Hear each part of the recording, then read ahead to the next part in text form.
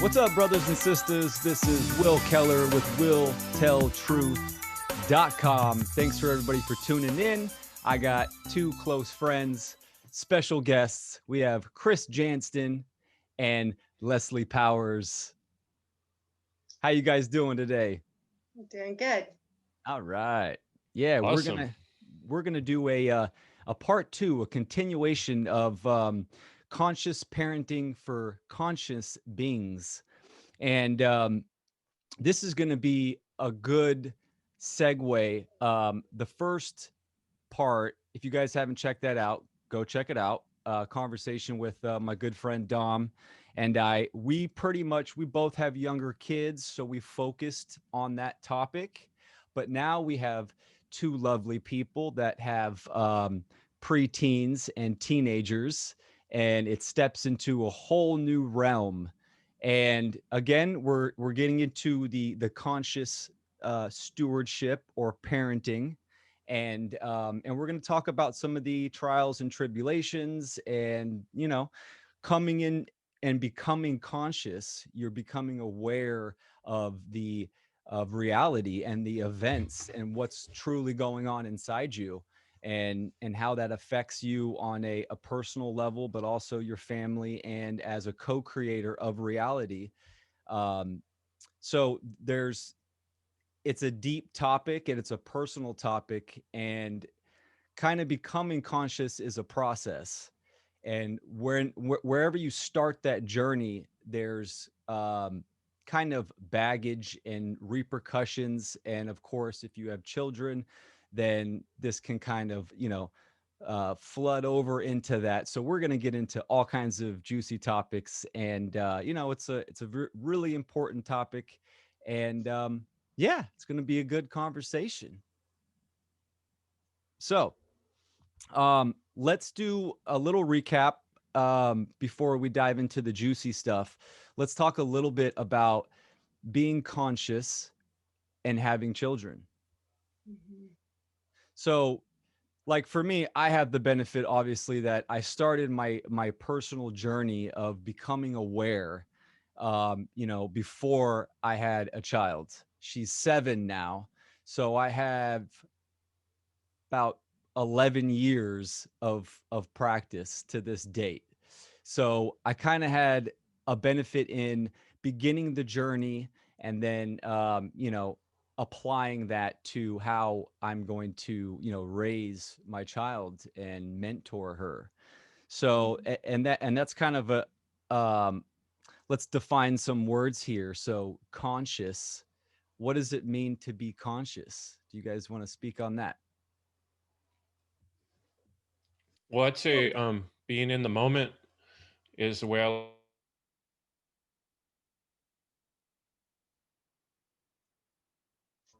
that's anything that happens in the past or in the future isn't real. The only realness we have in life is this exact moment we're in right now. And so being conscious in terms of being a parent is being actively involved. And the other word that pops into my head is responsibility. Mm. And that's what being a parent is all about, is having the ability to respond to what's going on right now in the moment. And if you're not there paying attention, like if you think about a little one, for instance, that's the moment that they fall and get hurt, or when they make a mistake. So the better, that you're aware, you, what do you think, Leslie? I agree with Chris about being present. And the presence is also involves being self-reflective, both present about what's happening inside you, inside yourself, and also about being attentive to what's happening outside of yourself in the presence. And there's many layers to that consciousness. There's emotional, being conscious of emotions. There's being conscious of your body. There's being conscious of your past, and how it's coming through you in this moment. Maybe being conscious of how you're being triggered, being conscious of how I'm starting to talk like my mother. Mm. Consciousness is that awareness. And I think that we all have blind spots, and that the definition is we don't see them, right? And so our progress and evolution as a human is to continually sort of excavate those things that we aren't conscious of. And life gives us a reflection about what's happening, and when we start to see things in our external environment, maybe chaos or contention, it's giving us some information. And if we are conscious, then we can receive that information, and we can reflect and respond in a way that is conscious, or we can respond in a way that's unconscious, that's reactive, that is maybe coming from a place of trauma or fear or insecurity. And I think that when we talk about parenting and kids, the kids are masters of kind of having our number, right? And figuring out what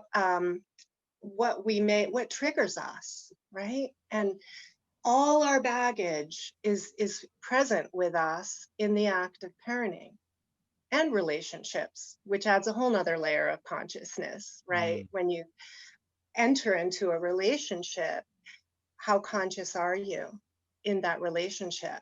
And then how conscious are you of the decision to have a baby? And, there's so many areas where we're learning as we go. And so I like to think of consciousness as this process that we're constantly undertaking to become aware and honest. Yeah, well said. Yeah, consciousness is information, awareness of information. And when you reach a certain level, you start to kind of backtrack on your life.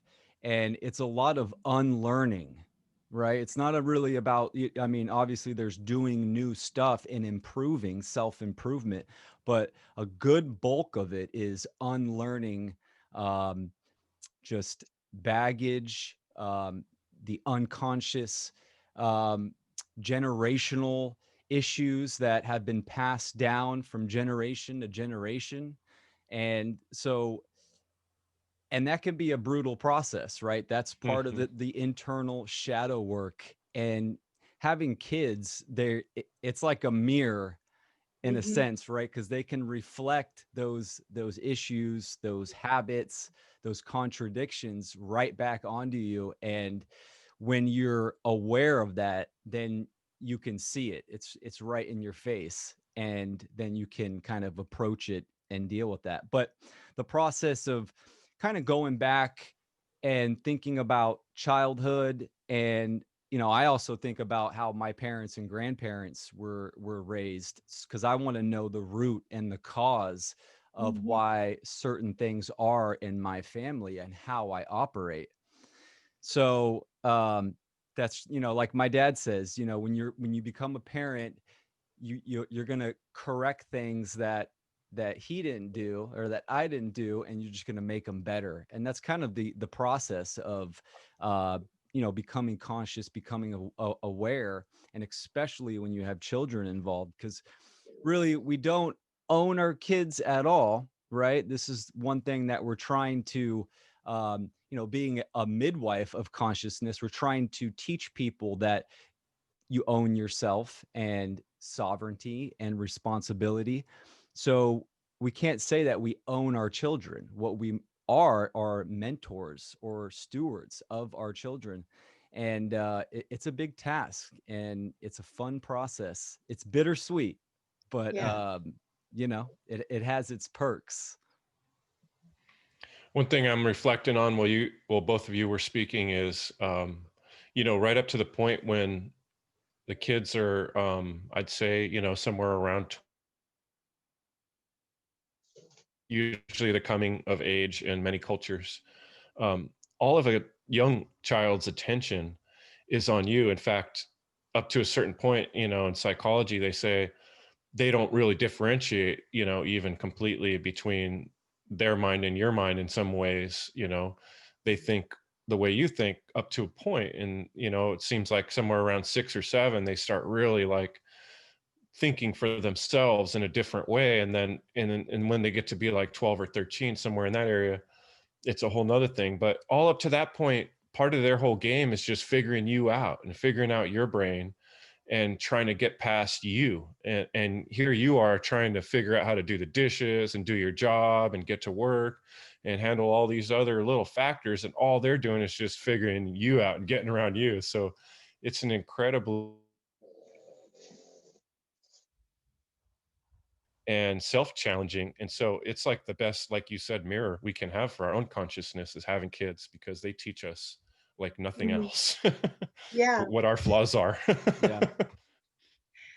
And I think that, you know, as you were describing how we're trying to get the dishes done and get to work and pack a lunch and whatever, all that we're trying to do, all of this business of life in the world that we're currently live in can really dampen our consciousness about what's happening in the dynamics between us and our children, because we can get on autopilot, and Mm. we can shortchange dialogue, and we can become impatient about our responses because we want the bed made or the kid out of bed and out the door at a certain time. And so I've been thinking a lot about all those challenges and dilemmas, you know, that we all face. You know, and I can think of times, I'm a single mom. I've been single mom for the last 11 years, and I have a 21-year-old, a boy who's almost 20, and a 12-year-old. And as a single mom juggling 3 young kids, pretty much on my own, I look back at a lot of that, and I don't remember a lot of things. Mm. And I talk to my kids, and we talk about their memories of things, and I realize, like, I was so in a stress response so much of the time, really fight or flight and preoccupied and stressed, that I really wasn't present with them. And it's demonstrated in my almost a lack of memory of a lot of those things, of things that happen. And I also can recognize how in that state I was sort of fluctuating between either being kind of spaced out and in a freeze response of overwhelm, or irritable and reactive, right? So Mm. those, I think, are some signals to us about what's operating in us. Are we centered in our presence and able to interact and see what's happening at multiple levels, or are we in a reactive state where we're out of consciousness? Mm. That's a great tool and a piece of advice. Um, yeah, I'm constantly trying to be self-aware, and one thing I try to follow is respond and don't react Mhm. is kind of a good motto. And I'm not perfect. I'm not claiming that at all. So, we're going to have those reactionary moments, but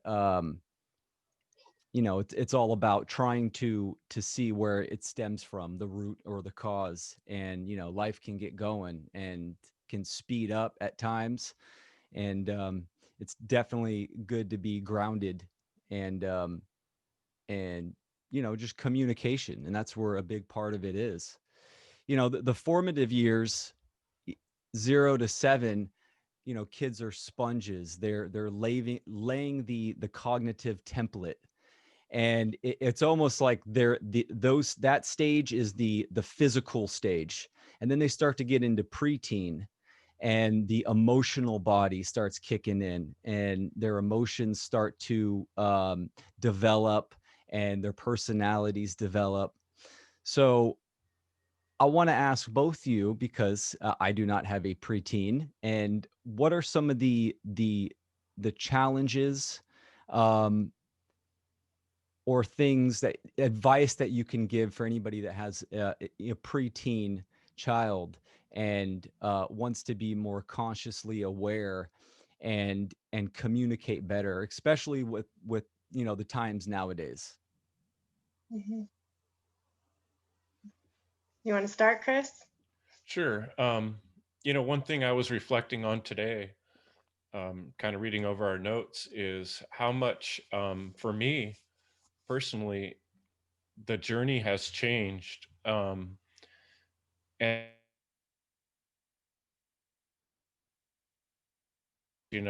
over where the focus changes from, up to that point, it's a lot about, caring and nurturing for them. And the focus is on, a lot of times, on the child. And then as soon as they start getting to that age, the focus comes back to myself, because they no longer so much need me. They want to start doing things for themselves, or, they have to, in many ways. And so it goes from me having to say things and tell things to me having to do things and be things. And now what I'm realizing is it's much more of a subtle method of teaching. For a while, I felt like giving up a little bit, like they don't need me anymore. They don't want to hear what I have to say, you know? But now what I'm realizing it's not about the things I say so much as it is the things I do. And one, it's easy as a parent to get down on yourself and see all the things you didn't get right, or the things you didn't say right, or but one thing I can remember that I think I have done successfully is, I can remember one time where my older daughter, I was talking to her about, she was in high school at the time, probably around 14, and I was talking to her about morality, and that people try to overcomplicate morality, and really it's very simple. Morality is very simple. And she brought up this really good point. Like, if it's so simple, then why is it that we treat animals the way we do? Mm. And like, I had to realize, like, she'd made a really good point. Like, my tendency would have been to just keep arguing because I already knew best. But instead, I think the thing I did well was I stopped and I really thought about what she was saying. And that was partly what led me to stop eating meat. Was and I always pointed that out to her, like, you really opened my eyes to preach at her about morality. And instead, the takeaway was I learned something. Mm. And so I think to be a good teacher, you have to let yourself become the student when it comes to the teenagers, and give them the Mhm. opportunity to teach you. Instead of you being the teacher, you step into the role of being the student. Yeah. Yeah, Yeah. I really like what you're saying, Chris, and agree with it. I think that stepping into parenting a preteen, right now I'm right in the fire of it, Mm. and having raised a couple others that are sort of out of that phase, it's very humbling, and there is I think, a need to be humble at times, and our power and control issues and our authority issues, they come up because they're going to challenge us. It's a time when our children are criticizing us, they're challenging us, they're maybe telling us the way we think is stupid and we're just weirdos, or you know they seem to know everything during that phase. And I agree, it's like what we say stops mattering so much, and it really turns into how are we going to act, what are we going to do, how are we going to contain our own emotions and demonstrate emotional regulation, how are we going to set boundaries that are respectful of ourselves and for them as well. I think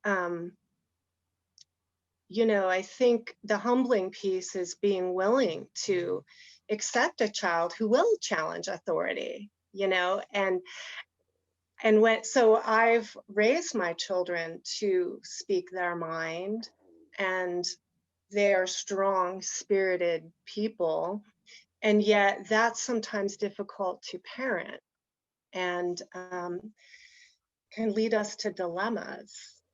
And I think the developmental stage of adolescence and pre-adolescence is really our children sort of finding themselves, and that often means that they're going to do the thing that we don't want them to do. Mm. And so how are we going to handle that?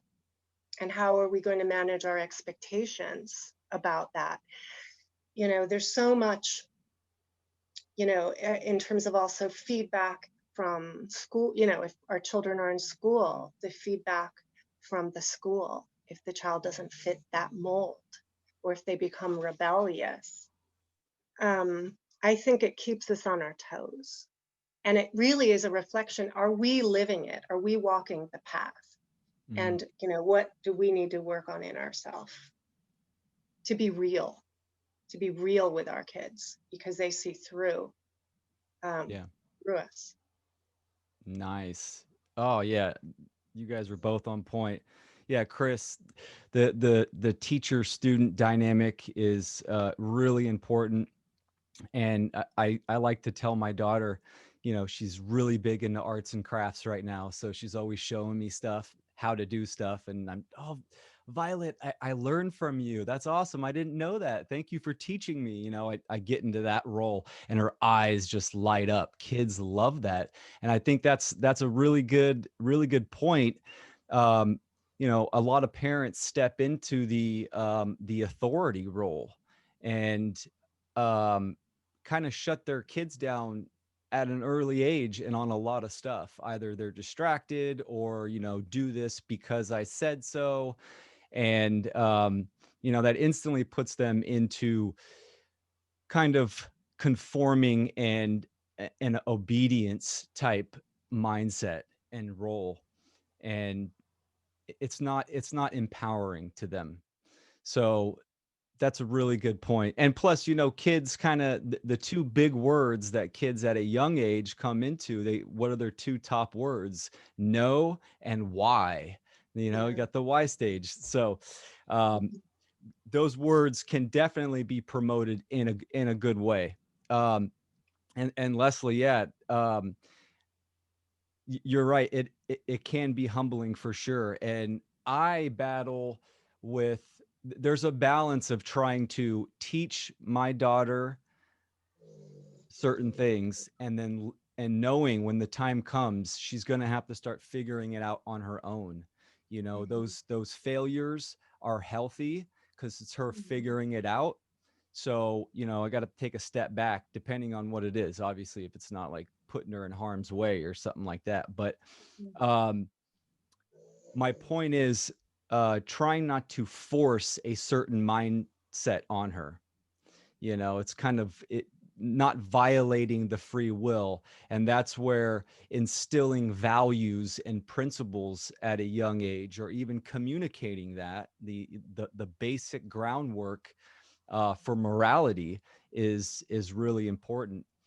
And so yeah, expectations can be tough, but you know, it's uh, communication and man, I was just thinking about the adolescence and the preteens. It was getting me nervous, but my daughter is a daddy's girl, so I know she'll be light on me when she takes me to the ringer. You know, For that sure. that's one thing that's been real tough for me because I have two girls and they're both really good girls. Like they're, you know, get really good grades in school and they're the type of personalities that they really want to do everything right. So I haven't had so much that strong will distance. And my I guess my particular tactic that I think is different than the generation before me that I saw a lot was um, people kind of coming down with, I'm just going to tell you how it is. That's just the way things are. And Mm, being super confident, even when, you know, they might be nervous inside. And where my tactic, the way I kind of want go about things is more of being very vulnerable and saying, admitting, you know, I make mistakes, you know, I've had times where I've kind of blown up a little bit. I got too angry. And so I would come back and say, hey, look, I think what I got angry about, I was just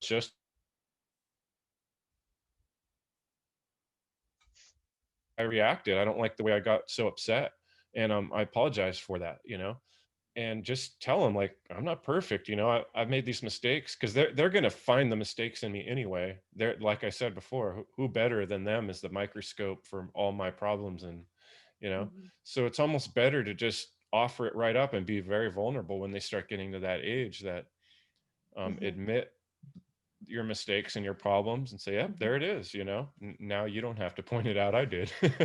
you know Yeah. and I I've think always, that's honesty is what. Yeah. yeah.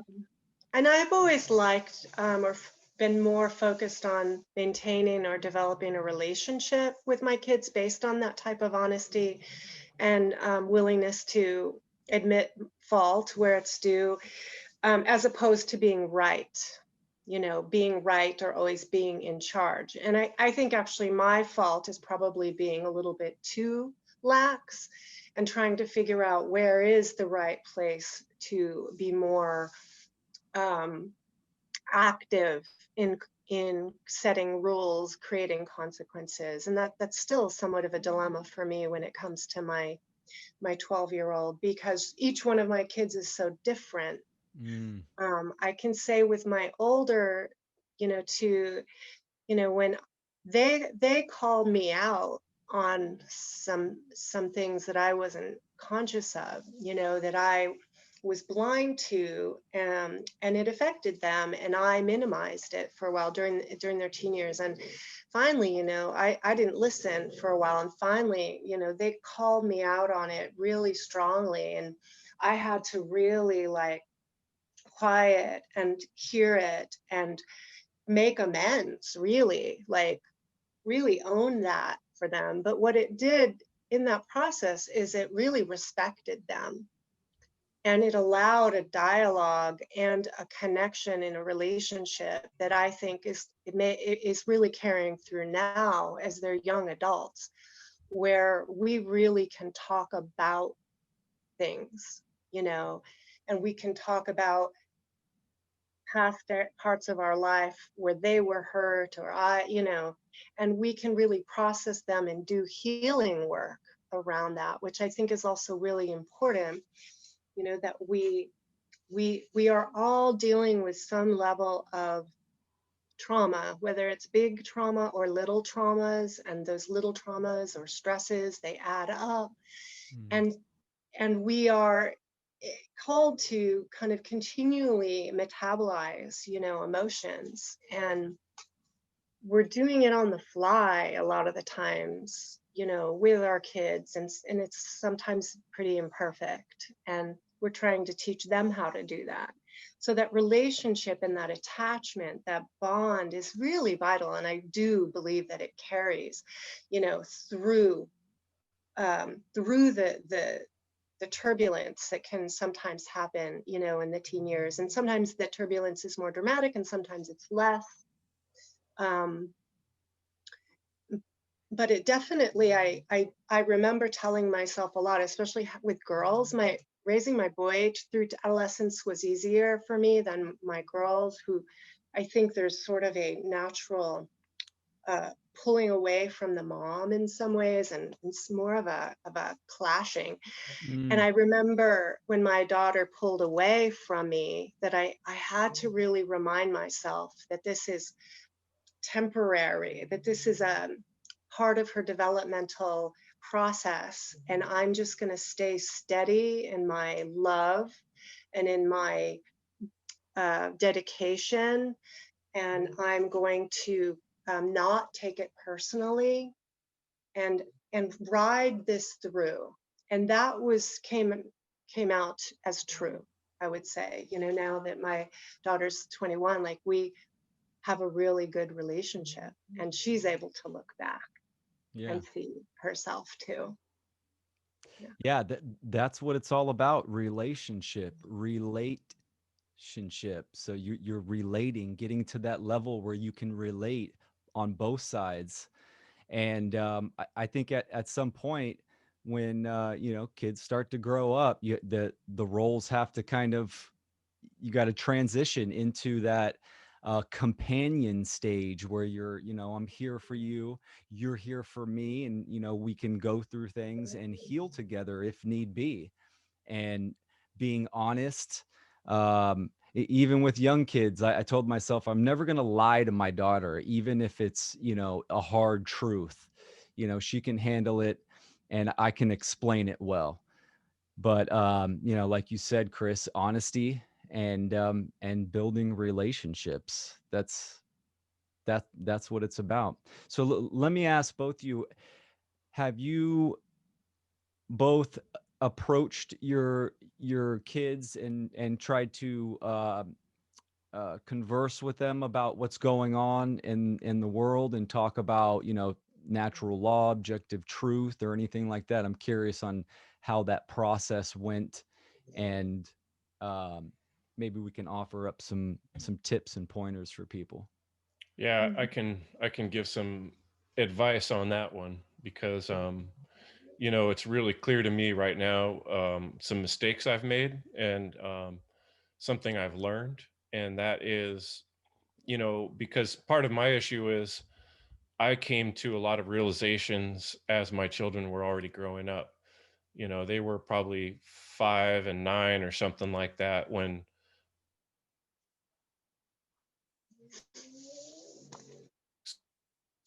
came to some big realizations about problems in the world and just how bad this situation really is.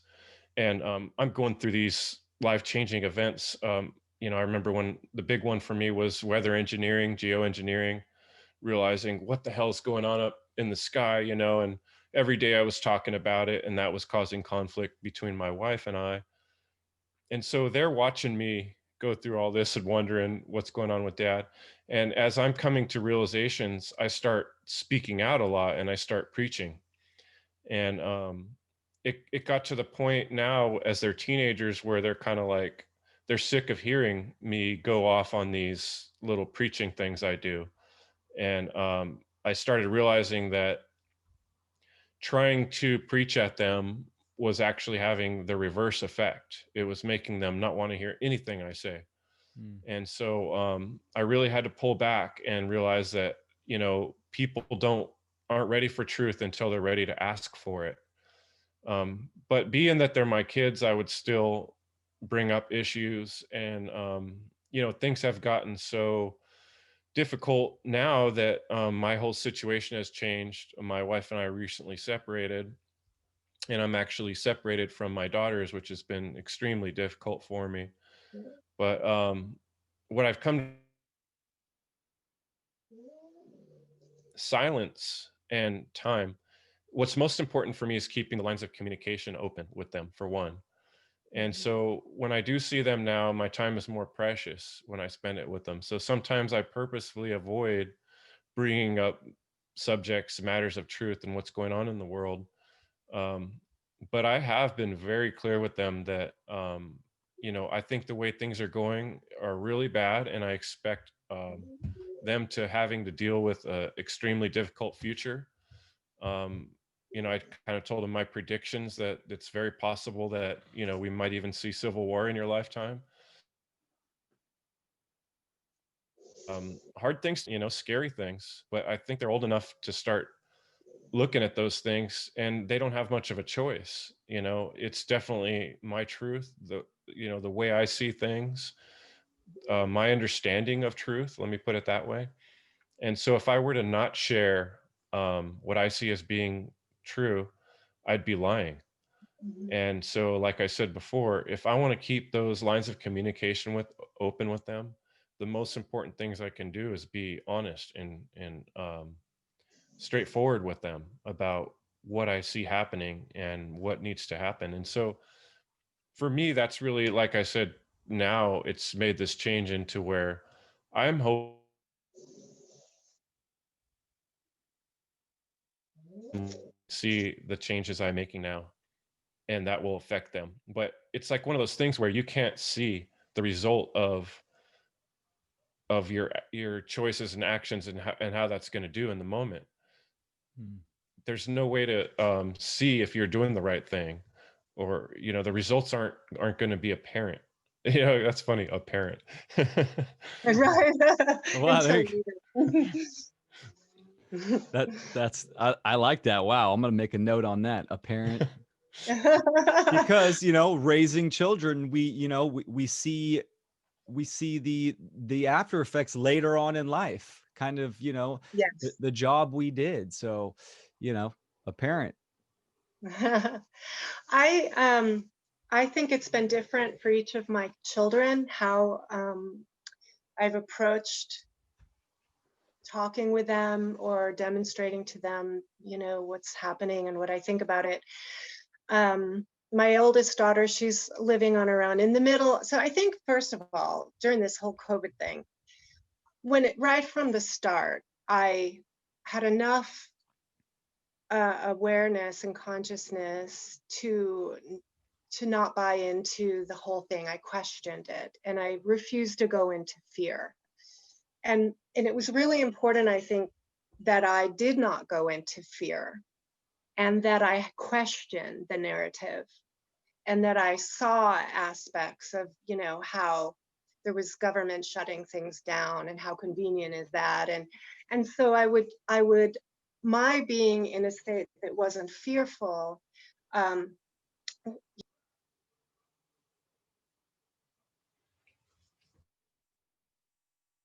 should I be fearful, right? And so it gave me an opportunity. Your audio cut off, Leslie. My daughter is calling me right now on my phone. Oh. I think I keep going out of mute. I don't know. Her ears are ringing, huh? Right, right. So with my younger daughter, it was really important to me that I let her have as normal a spring and summer as possible, right?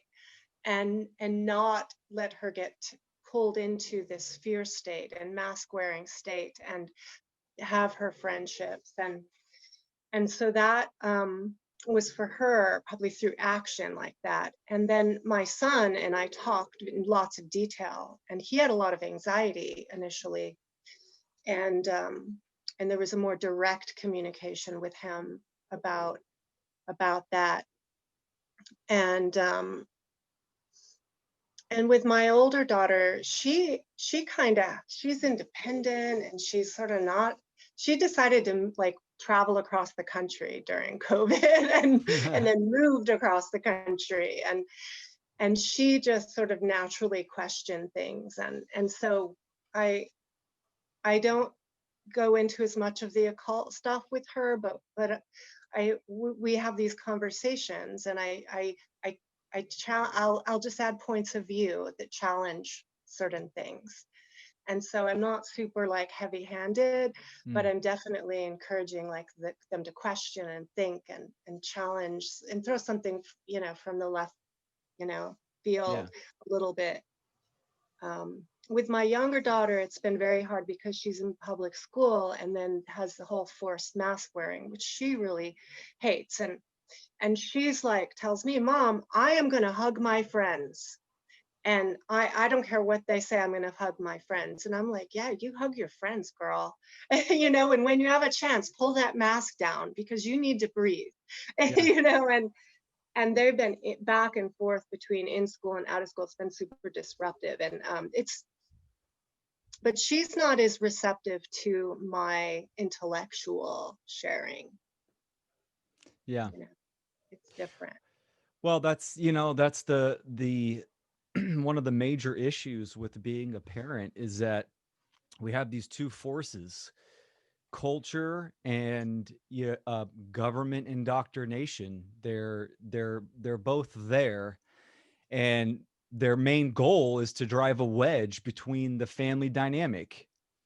So there's obviously a good balance, and having a strong relationship, and even if your kids know that they can come to you, and even in a situation like we got right now with COVID, all this bullshit, there are some benefits in times like this, meaning that it's a good time to talk about things and question things. And the Socratic method is a great method to kind of, you know, ask questions to get to kind of stimulate critical thinking and get down to truths.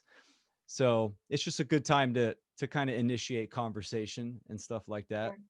So I had my crazy time when probably about 3 months before Violet was born, when I was going to my family talking about all kinds of stuff.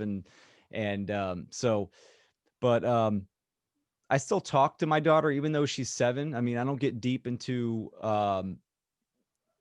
the gruesome heavy stuff, but me being really big into the occult sciences, I show her a lot of the rituals and what rituals do, breath work, morning rituals, anything that's habitual is a ritual.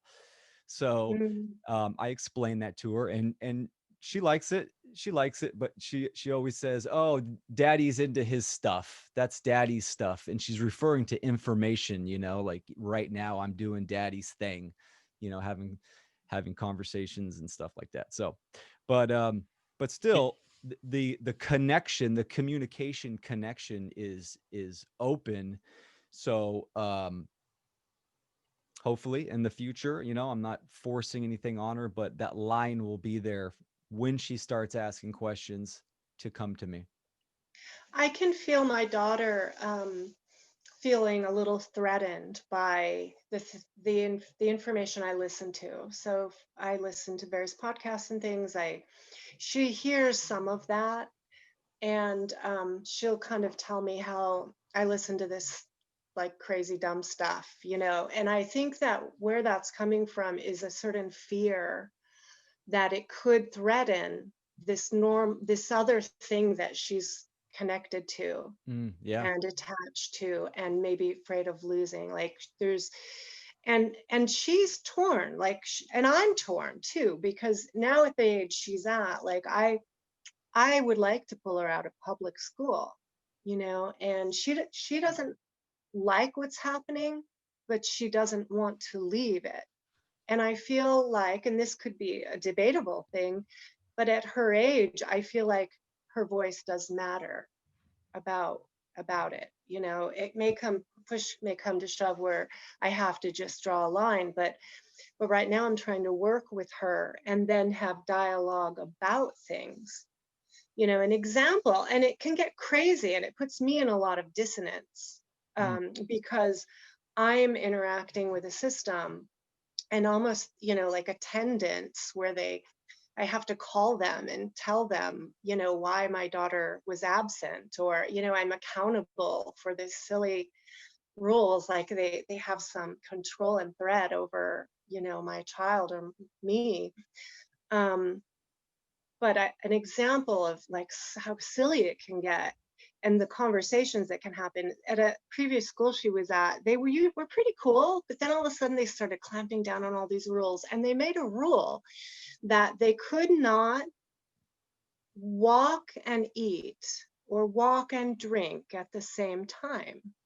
They had to sit in little pods because they were I guess, making a mess on the playground. So they gave them assigned seats and little pods during their recess and had to eat with the assigned people, and they could not walk and eat. So my daughter wanted to go play, and she was drinking a drink. And so she walked and drank her drink on her way to throw it away and got in trouble. Wow. And then she told her teacher, she was like, her natural response is, that's stupid, And she told her, you're not the boss of me. And of course, in the school setting, that doesn't go over well, right? And Good for here I her. am hearing this story, and, schools expect me as a parent to back up authority and their rules. And I'm like, oh my gosh, that's a silly rule. And I don't blame you, and Yeah. that's, you know, well, I don't really agree with you having to write this like rote paragraph about compliance and disobedience.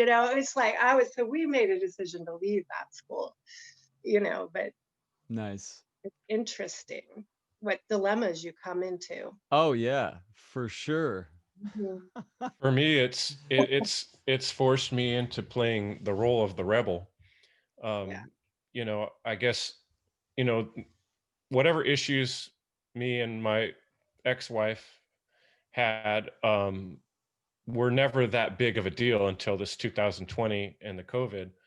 And even when it first hit, we were kind of getting through it. And I think looking back, one thing that I feel a lot of pride about is I saw it right away. You know, I didn't react. I was like smelling bullshit from the very beginning. Remember that what's been really difficult is they tend to want to lean towards where their mom is, because she's kind of the more, I think it's more comfortable for them to see things from her point of view. Whereas they look at the things I say as being out there and crazy and wild conspiracy theory stuff. But I've been very adamant about, you know,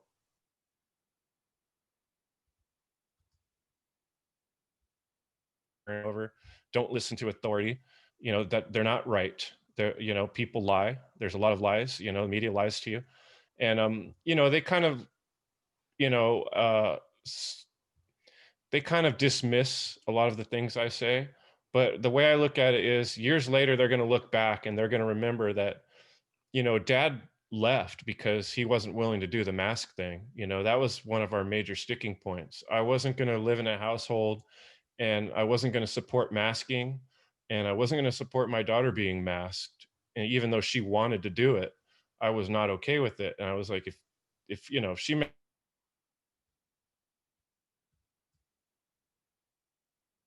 grab her out of school and pull her out, but I'm not going to be around and be part of that, you know. And that was a big part of why I decided it was better if I left in a peaceful way and just say, I'm making my stand right here. You know, it's better that they understand that the principle is more important here. Mm. I'm not backing down on this, you know. I'm not going to go along with these fucking rules, you know. And even though right now they might think I'm being crazy, I think years later they'll look back and they'll remember going in a store with me and I didn't wear a mask even though people were trying to tell me to, and I said no. You know, they'll remember that and they're like, damn, that was pretty.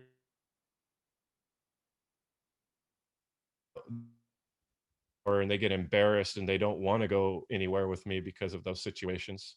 Later on, I think they'll look back at it with pride, you know. I hope, you know. And so it gives me an opportunity to be a hero, even though they don't see me as a hero, which makes it harder for me. But it's not about me feeling good. It's about me sticking to my principles and doing what's right. And sometimes that's the opposite. And it's very uncomfortable to be in that position. And Mhm. luckily, I'm still able to keep my lines of communication open with them, and they seem to be really loving when we spend time together.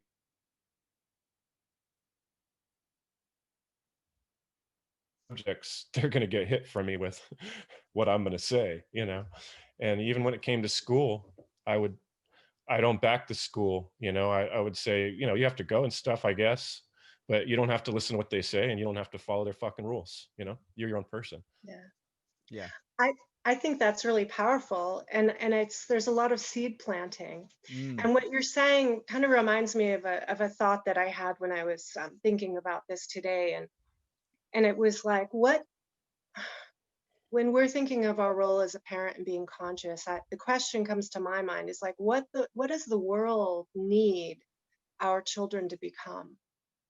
You know, they're the future of the consciousness and the freedom of our world. And what does the world need of them? And it may take some very difficult decisions on our part. It may not be what's easy or comfortable. And, you know, to be that teacher and guide and that role model of champions of truth and you know, teaching moral decision making, because that is what the world needs, is our children to be champions for what's moral and right, and for caring about the world and the planet, and to be willing to be strong and stand up and saying no.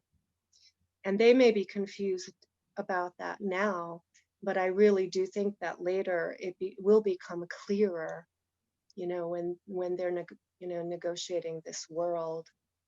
And I think that um, yeah, sometimes that there is that voice of challenge really be there, you know, challenging the status quo and challenging all the messages they're getting from so many other places. And that can be one of the most powerful things you do. Yeah, I definitely agree with that. You know, planting seeds through actions, you know, that it will definitely be remembered and definitely have an effect. And that's what it comes down to, right? You're setting the example, and it comes down to values and principles. So sticking to that is the correct way, the correct way to do it, because ultimately, you know, we're trying to have an impact as a mentor or a steward on our children um, by example, leading by example. So it's really important. And I think a good way to reach and communicate on a different level with our children is through what we're doing now. We're creating a podcast episode. What we're actually doing is we're creating art. We're artists. We're creating in general. That's why we're content creators. And you know, that's a big category: art, music, podcasts, books, all that. It's all art. But one thing that art does, it influences, and it can be multi-generational. And I think that's a good way to kind of reach our children with certain type of information, is to lead by example and create, and you know, create by example. So um yeah, that's profound what you both said. And That's a big amazing. part of that is what you do with your time. Okay, Sure. like especially in the modern age, they're completely tied in, distracted, pulled in by these technologies, the phones, the videos they're watching, and it's all just really superficial, materialistic type stuff from the most part.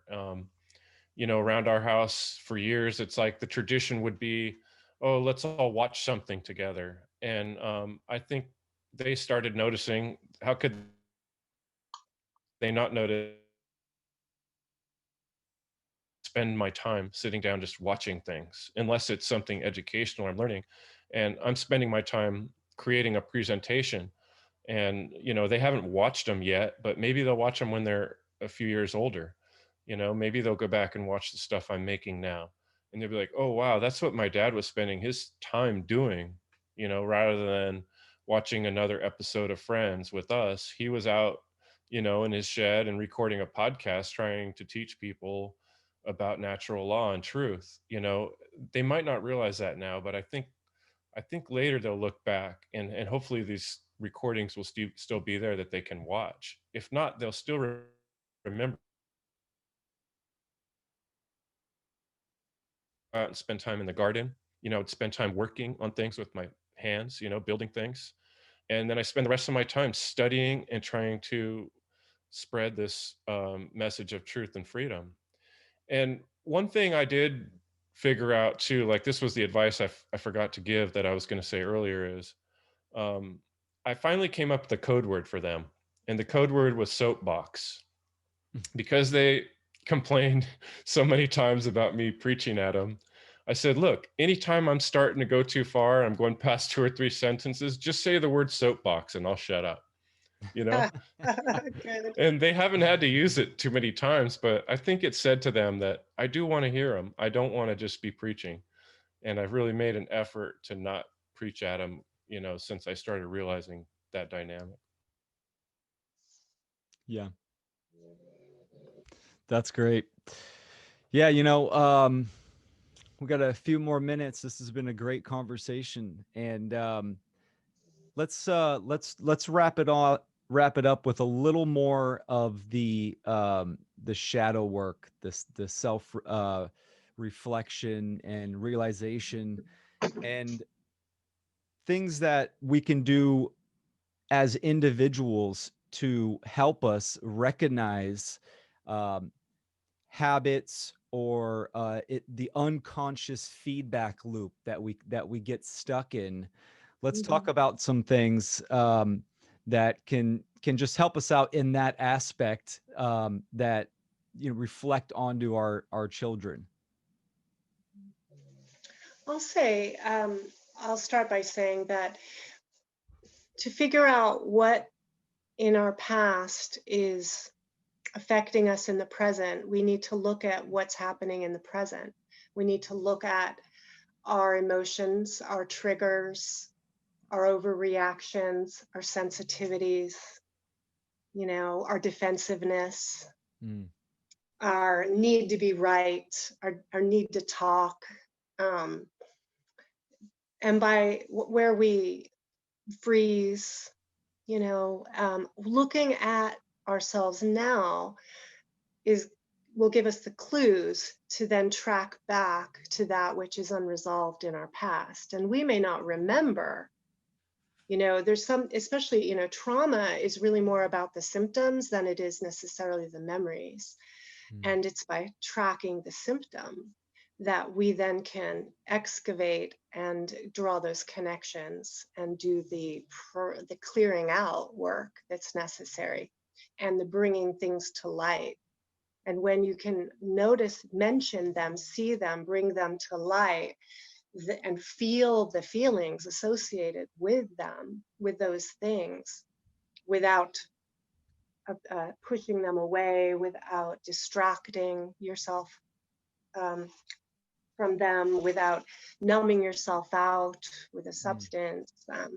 There's so many ways we use distraction and avoidance, right? But the key is when you get uncomfortable and have emotions or reactions, that you go to the present moment with them in that mindfulness, using the mindful presence, being in the senses, feeling the feelings, invite that emotion, that uncomfortable thing home to dinner, like to sit at the dinner table with you, mm. so to speak, and dialogue with it and allow the emotions to be felt and processed through. I believe, that our bodies, our nervous systems are self-healing machines. The earth is self-healing. We're a reflection of the earth. We are self-healing. A lot of times we have to get out of our own way. Mm, absolutely. That's a that's a good point. One technique that I use is I do the bird's eye method, meaning that, Mm, and this is a practice that I do on a daily basis, and obviously it builds up, but putting my awareness, bird's eye view of myself, and try to observe my reactions, or my behaviors. And I've trained it to, even when I engage with my daughter or her mother, I can do that technique as well. And so it's stepping aside and being the observer. And yeah. because I'm really curious on just causal factors of behavior in general. So it just just want to dive in and see what ticks and what makes me ticks, or what makes me get set off. And so that's a technique that I use. So I like to call that becoming the witness to yourself, right? Stepping excellent. on the edge of the river, and not being in the river, or you're not the waves, you're on the edge of the river watching it. And then you can start to see the different parts of yourself too, you know, Yes. and Yeah. name them, right? And dialogue between them. Excellent. I guess my closing kind of comment I want to interject is um,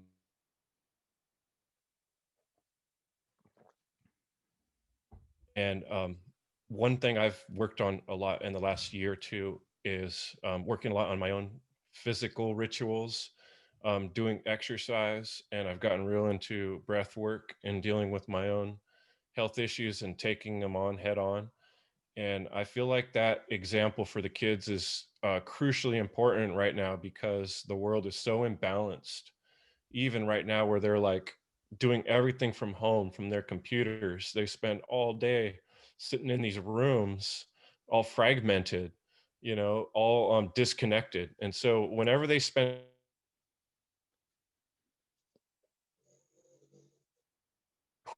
I push as hard as I can, and I always have, to get them out hiking, to get them to the beach, to get them, away from that stuff. And I've started making a more of a point to show them that I'm working on my own physical body. I'm making sure I'm stronger. I tell them I could beat the crap out of my 20-year-old self. I'm way stronger than I used to do. I can do more push-ups now than I could a year ago, and I'm getting older, you know. And I've proved to them. To me, it's like it's the proof's in the pudding. They're questioning my philosophy, and they disregard a lot of the things I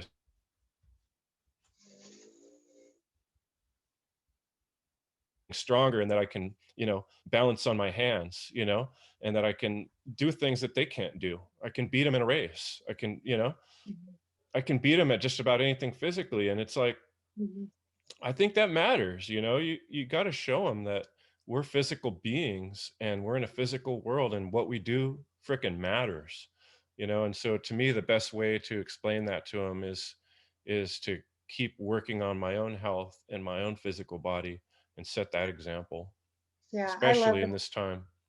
I totally agree, Chris. I feel very strongly for myself as well, that our being balanced in our mind, body, spirit, is really important. And being that role model of health, both in like, for me, nutrition is huge, and persevering and spending, showing my value on healthy food, but by that's what I spend money on, and what make a priority in my day. And exercise, and also doing something that I love.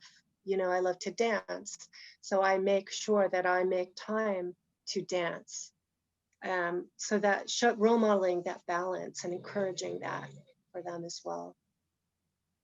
Yeah, absolutely. I mean, healing is a huge part of it, and to kind of step into the awareness and the responsibility of sovereignty and have a clear, conscious worldview.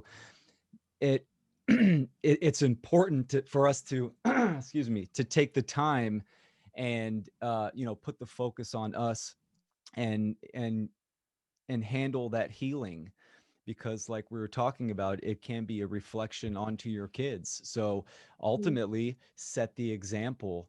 And it's a quote that I use in my house, and it's prove it. My daughter and I go back and forth on that. And so yes, setting that example, setting that bar, and ultimately, we're planting seeds.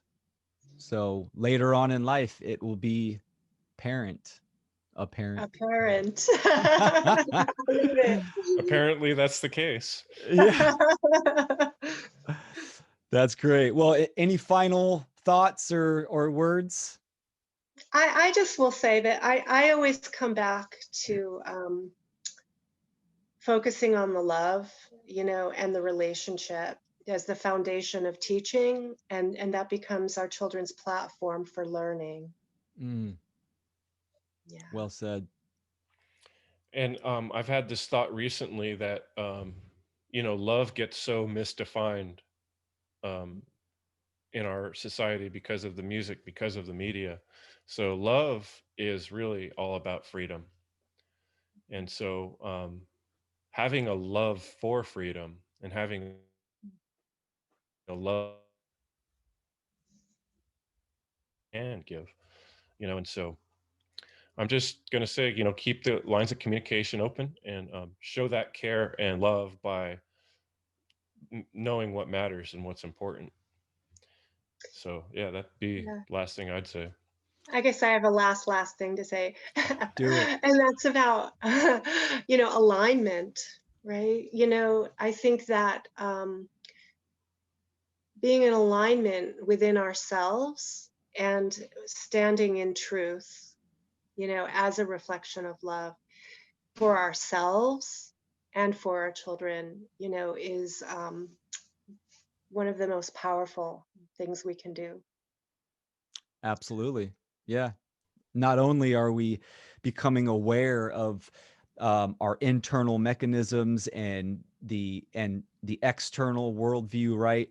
It's also conscience, right? Knowing the definitive difference between right and wrong, and stepping into that role of being a true moral human being, and then of course set that example.